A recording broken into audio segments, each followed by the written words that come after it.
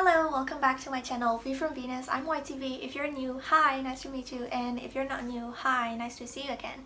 So before the video begins, I would like to remind you again to go check Ling application. Ling application is an online language learning application with over 60 different languages, and it has a bunch of games and tests. So if you want to learn a new language, you should probably go check it out. So I'll put the link in the description. Make sure you go check it out. So let the video begins. Stars shining bright above me. Breezes seem to whisper. So today in this video, I am going to discuss about the things that Burmese kids never got to learn in their childhood. So everything I'm going to say in this video is in general, and I understand that people are different. So if you can't relate to me as a Burmese, just don't. So let's start with something very basic. Most of the Burmese kids never got to learn effective communication skills at school and at home as well. I'm not talking about international schools or private schools here. I went to the government school, so what I'm gonna say is based on my experience. It's true that most of the Burmese kids never learned turn-taking skill or sharing at school and at home. If there are two kids fight over a toy, what a teacher would do is asking whose toy is this and let the other kid step back, period. They would not teach a child who owns a toy to take a turn and share with his friends and explain to him that sharing is fun and playing together with his friends is more fun than playing alone. They would not explain to the other child who grabs a toy that he should ask nicely to play together. They won't do that because they think it is an extra work. They think academic teaching is their only job.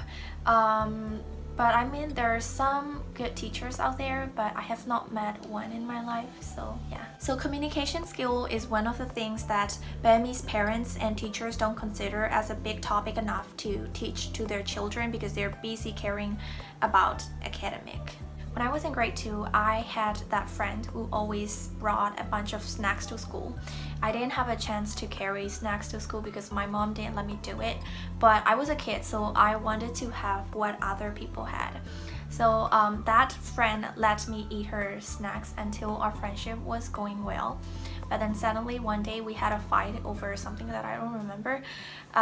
Then she asked me to pay for a snack that I had from her for the past few months. Me as a kid, I didn't have money, of course. I was in grade 2. I was like six years old, yeah.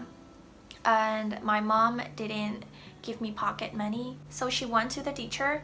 I explained the teacher about the whole situation, but that teacher didn't know how to solve this tiny little problem, like a miscommunication between two kids by her own. So yeah, she called her parents, and my mom was angry at me, of course. The mother of that girl was also like very uneducated. Instead of correcting her daughter's behavior, she asked my mother to pay for it. So yeah, of course my mother paid for it. If I was the mother of that girl, I would use this whole situation as a teachable moment. First, I would listen to my daughter's side of story, and I would tell her that I totally understood that she was upset. I would also make her realize that she was upset because of the fight between two friends, and it had nothing to do with food that she shared with. Those were two different subjects that she should not get confused. I would convince her to make up with her friend and tell her that I was so proud of her for sharing her food with her friend. I would make sure that she understood asking back to return things that she had shared in the past because she was angry at this moment was not a good behavior.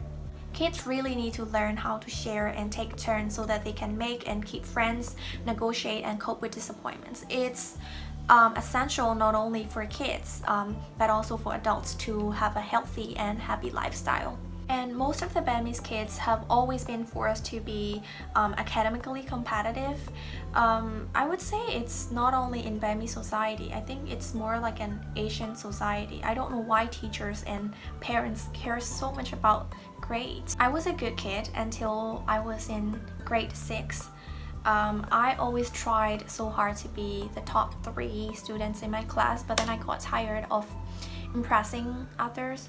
So I just went with the flow and my grades dropped. Anyway, what I want to say here is being competitive is good. I mean, it has pros and cons. So being competitive leads children to work harder, but parents should not put too much pressure on kids to always be the best. If children are placed in too much competitive setting, they're often left feeling disappointed and feel bad about themselves when they lose. It's good to have a little healthy competition, but kids also should learn how to lose and still feel good about their efforts. I understand that parents want what's the best for their kids, but they have to accept the fact that no one can always be perfect. So parents should analyze themselves whether they want their children to succeed or they want to be the parents of a successful child. And we, as Burmese kids, never got a chance to explain to our parents when getting scolded. We just have to stay silent because the society believes that older people are always right because they have more experience in life. Nowadays, Burmese people have become more open-minded, but old people still have that attitude. I grew up with my grandmother because my parents lived abroad and I often got scolded. Sometimes I don't even know why I was being scolded. Instead of correcting my behaviors and explaining my mistakes, she kept on blaming on me. So whenever I try to explain to her, she'd be like, "Don't say a word, you're being disrespectful to me." So I couldn't say a word. So sometimes I thought I was right, but I could not explain it to her because I was young. So that made me even angrier and that made me hate her even more instead of realizing my mistakes. I'm sure 99% of the Burmese kids have been there. I think they can relate to me. But hey, I love my grandmother, okay? She has changed into a total different person now. I don't know what has changed her into the coolest grandmother. Anyway, I love her. There should always be a two-way communication between parents and kids.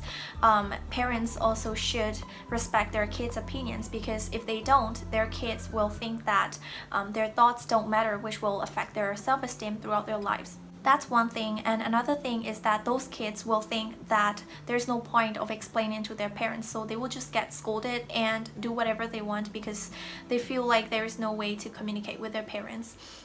So that's gonna lead to no good. So those are the things that I've experienced in my life as a Burmese kid. If there is any points that I missed, please write it in the comment section and I will read it. And one thing, I respect all the parents out there and all the teachers out there because they are amazing. Okay? So yeah, that's it for my video. I hope you enjoyed it. Please give it a thumbs up if you enjoyed it and subscribe, like, and share, comment, do whatever you want. Please stay healthy and I forgot. Stay safe. Yeah. Stay safe and healthy and don't forget to stay awesome too. See you in the next video. Bye bye.